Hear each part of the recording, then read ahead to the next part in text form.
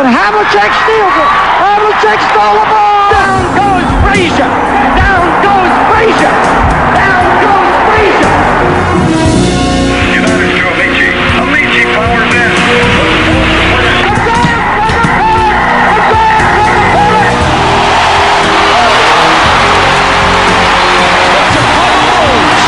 Won their sixth NBA championship. Gibson, swing. This is going to be a home run. Unbelievable. I don't believe what I just saw.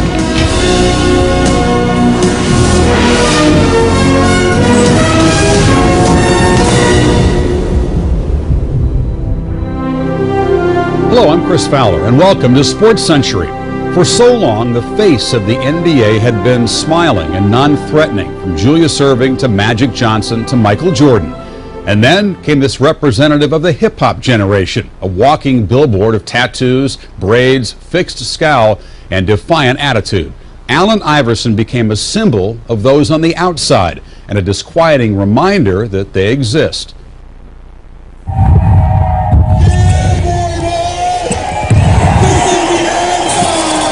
Yo, check them out. Iverson in many ways is one of the foremost representatives of hip-hop culture in modern-day America outside of rappers themselves. You know, the way he stepped on the basketball court, rocking the cornrows, rocking the tats. I'm here in this league. I'm bringing my friends with me. They may look scary to you because they wear hip-hop clothing and some of them have records, but I'm going to be loyal to them and I'm going to stick by them.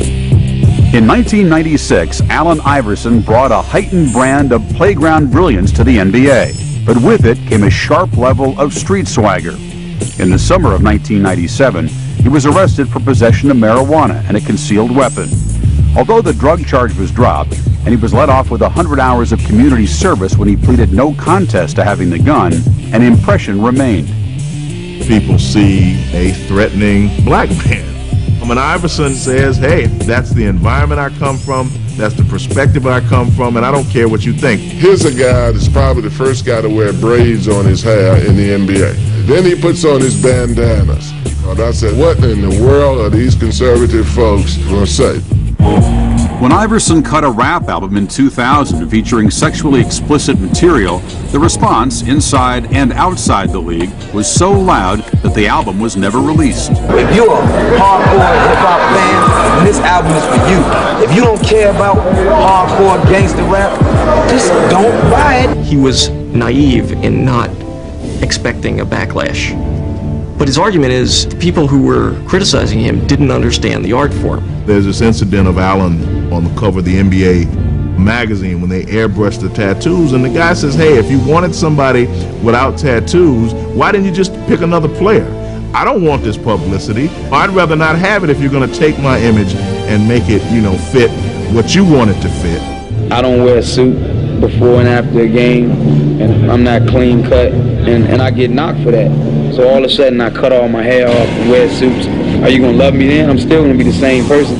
Allen Iverson does what he feels like doing. If you try to get him to conform, that's when you're going to see the most resistance. You up and say, will you wake up? Will you grasp what you need to not only your league, not only your team, to a generation?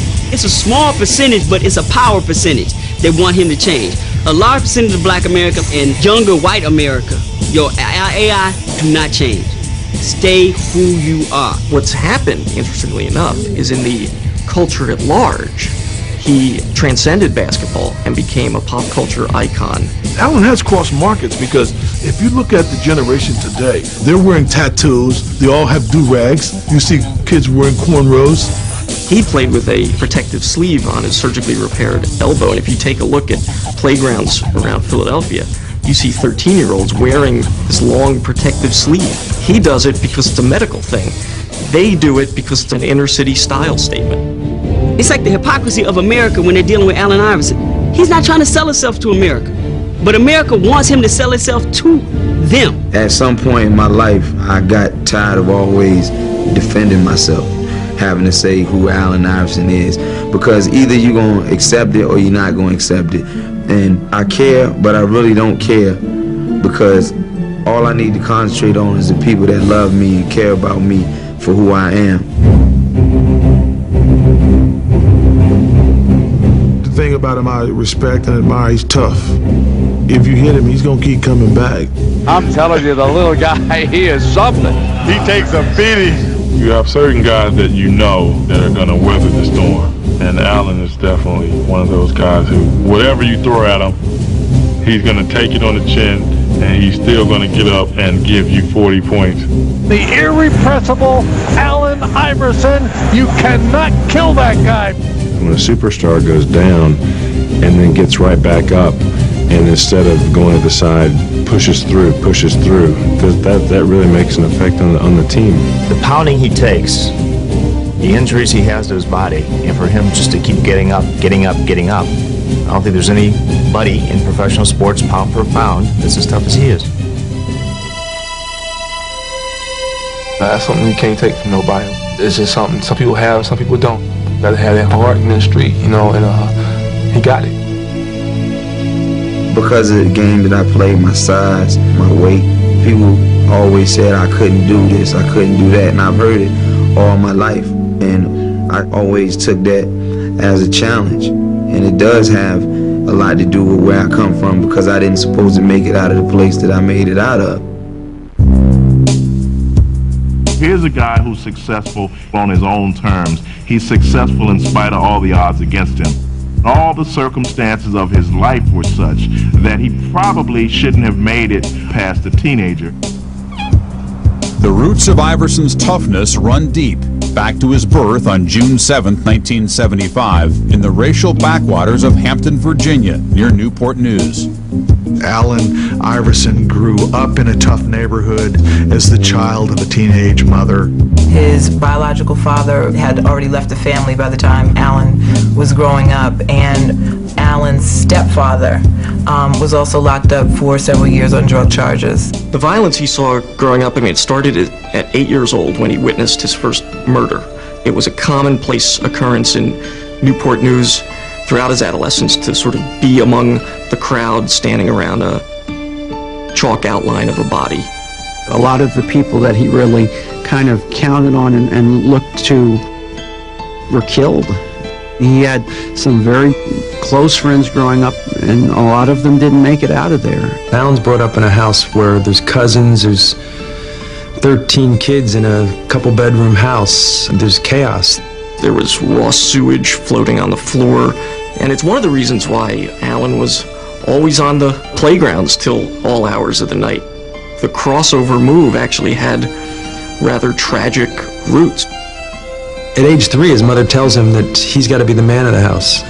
By 5, when he's jumped on by 5 kids and comes home to get a fishing rod to fight him off with, his mother stops it all and says, "No, you go back there and fight them all one by one." So here's a cat that has to go out and find a way to make money when he still has to be at school 8 hours a day. But still make sure that his sister, his baby sister, gets to school and gets to work. Still make sure that his mom is not out there on the streets getting caught up in anything that's out there. It was bad for me growing up, but I feel like sports was an outlet for me, you know, because it took my mind off a lot of things that I was dealing with. My mom told me I could be anything I wanted. And I told my friends, you know, I was going to be a professional athlete. Back then, they always used to laugh at me. They soon stopped laughing. At Bethel High School, Iverson gained statewide fame in 2 sports. Iverson will take it on the one hop, trying to get a block on the sideline. He does. He's down the sideline looking for one block. He may go. He will. What do you got to say as a junior to come and win a state championship? It's got to feel pretty good. Gonna go get one in basketball now, that's all. He had 30-foot range on his jump shot.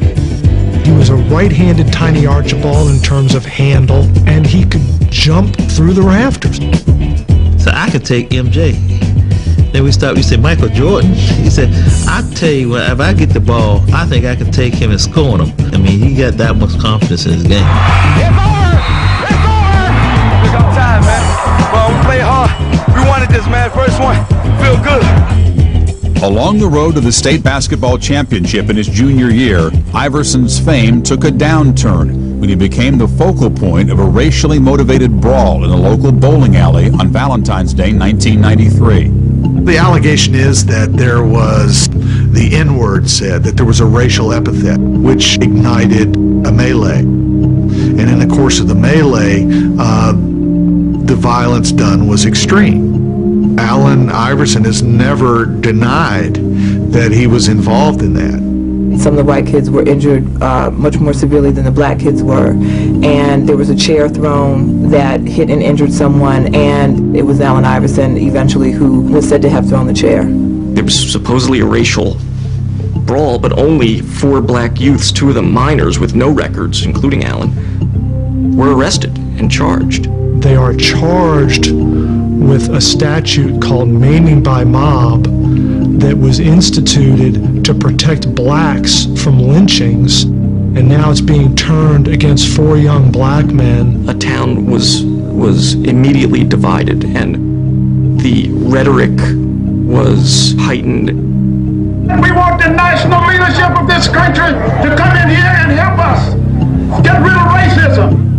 People in this city don't realize today that that was a frightening situation. That couldn't have been a burning Hampton. I did feel bad for what happened to the people that night at the bowling alley. So I don't want that to happen to nobody in any situation.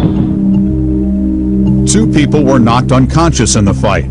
Iverson was convicted and sentenced to 15 years, 10 of which were suspended. Man, that judge gave him that time. You would have thought that you were at a funeral of a slain leader. Me, myself, I was crying. I couldn't believe it. I was incredulous.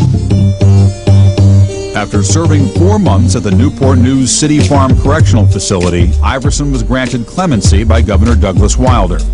Barred from playing high school basketball, Iverson earned a diploma at an alternative school. And although his conviction was overturned in 1995, the stigma attached to it remained.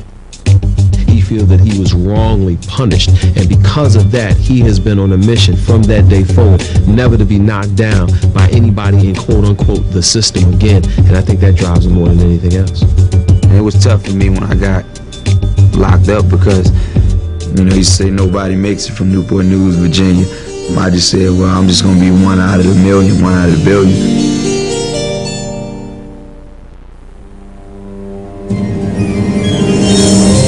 Here was a guy whose trouble that he had in high school got a lot of attention. And the message, as I recall, that went out to college coaches was, this is not a good guy. This is not a guy that you want to recruit.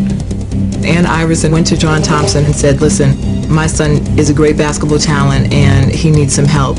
She saw John Thompson as a strong black man, a father figure.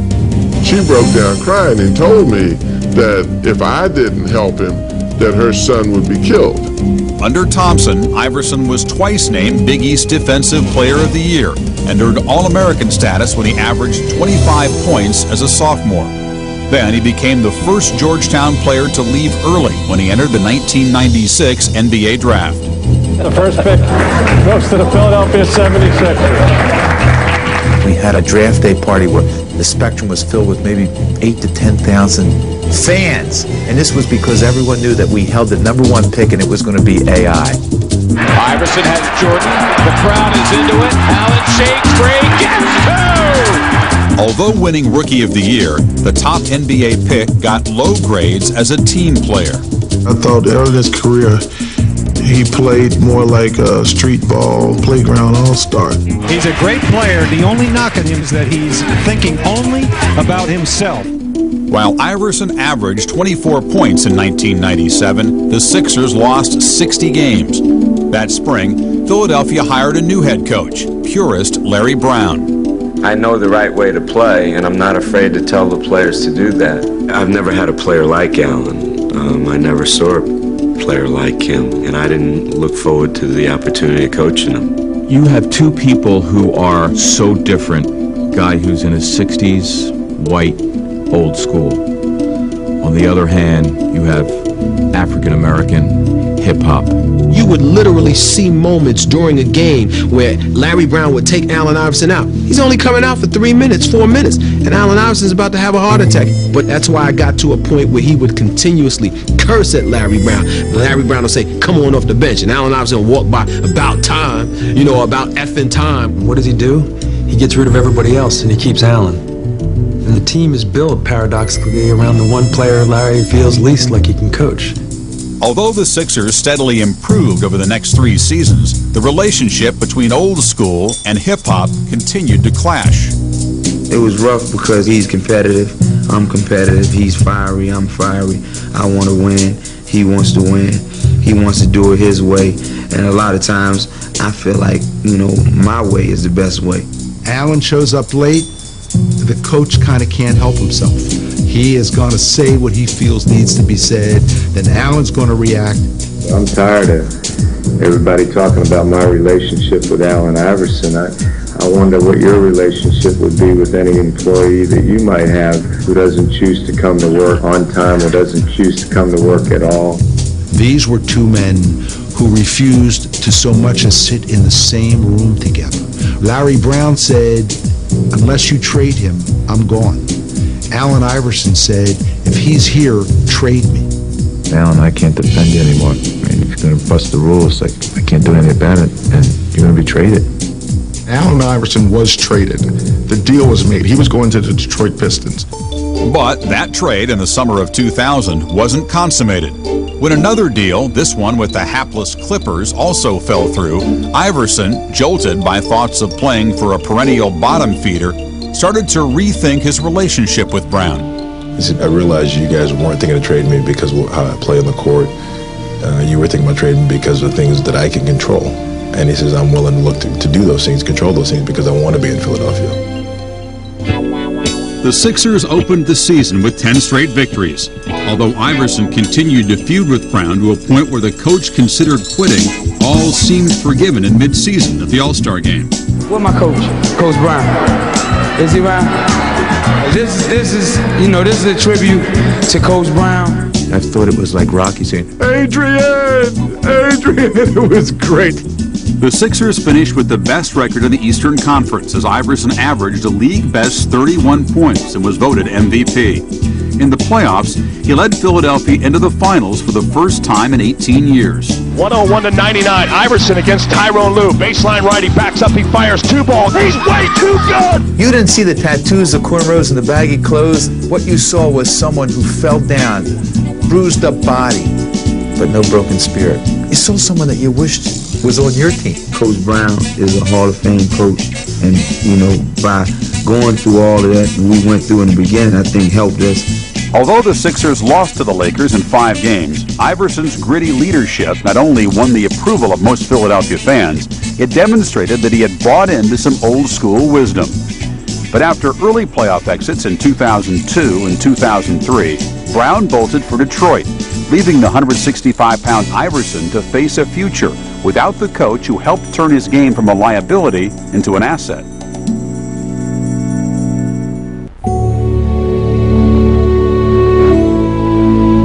If you read about Allen or you see some news clips, it's easy to get one impression of him. I'm supposed to be the franchise player, and we're in here talking about practice. I mean, listen, we're talking about practice. If you actually take the time to find out what he's about, you'll understand this guy. He's really a deep person. He's not as shallow as people make him out to be. He's not just a creative force in terms of basketball. He's a caricature artist. And when he's done playing basketball, he's going to concentrate on his art. I had some friends over at my house. Allen came over. At the end of the night, a guy came over to me and said, "Wow, I had no idea that this guy was this nice." And, he sat up and he talked to my son. And in my mind, I'm saying, this guy's always like that. If you never talked to Allen Iverson or been around Allen Iverson at all, how can you judge me? By what you read, by what you see on TV? But after winning his 3rd scoring title, Iverson jumped from the sports section to front pages across the nation in the summer of 2002. He reportedly threatened 2 men after what was described as a domestic dispute with his wife, Tawana. after he allegedly threw her out the house, she went with her friend, his cousin, and 2 days later or so, he's looking for her because she hasn't been home. The initial complaint was that he went to his cousin's apartment because he believed that she was there, and that in the course of looking for her threatened the cousin and the cousin's companion. And police claimed that the witnesses claimed that he had a gun with him.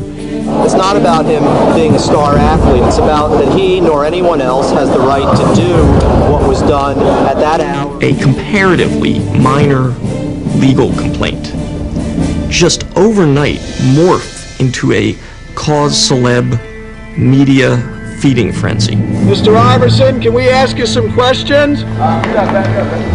I was crucified during the whole time for those couple weeks. Helicopters flying around my house and just living with the fact that something I didn't do, I could spend up to 70 years in prison for it. Iverson was slammed with 14 charges that included threatening the two men with a gun.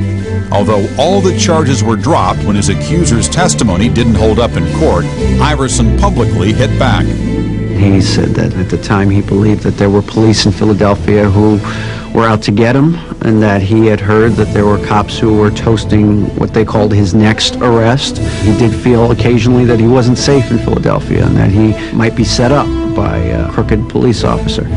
First time I talked publicly with my wife to talk about the incident that happened this summer, the headlines was about the Philadelphia police officer. It was an hour and 30-minute interview, and we talked about the police 5 minutes, if that. I wasn't talking about all police officers in general. I was just talking about a couple bad apples. Allen is always polarized. People that like Allen think the cops are out to get him. The people that hate Allen think that he's a criminal waiting to happen. And so it just reinforced the stereotypes that both sides hold. Everything that revolves around Allen generally becomes sensational. Everybody wants something to change. And if you're Allen Iverson, you can't listen to everybody. Larry Brown has a great expression. He's got to figure some things out for himself. He says it a number of times. He's still going to make mistakes, but I think the kid really cares. He has a lot to give. Allen has not taken the cue. He has not grown up. Inside of his manly body is still a little kid. With all the greatness, he still doesn't get it. I'm not sure if he's grown and matured. I'm not sure. I'm not sure if he's gotten the full impact of his stardom or responsibility. I don't think he's ever gotten that. At 27, he's still young, but he's gone through the life of a 45-year-old individual. He just doesn't smile as much. You know, not that he's not happy, he's just tired, man. I don't want to be the bad boy of the NBA. I don't want that label. Maybe people think I'm a thug and I want to be that. And I know by me saying it, it's just not going to be enough. But hopefully I got a long life to live and people can start to understand me a little bit more. For all his stated desire to change his image, trouble continued to follow Allen Iverson. In the early morning of April 14, 2003, 2 shots rang out in front of a Philadelphia nightclub. One bullet struck Larry Robinson, a business associate of Iverson, in the leg. According to police, the 76er guard stood nearby. Coach Larry Brown said, "It's a different world." Perhaps, but it's one that Iverson knows all too well. For Sports Century, I'm Chris Fowler.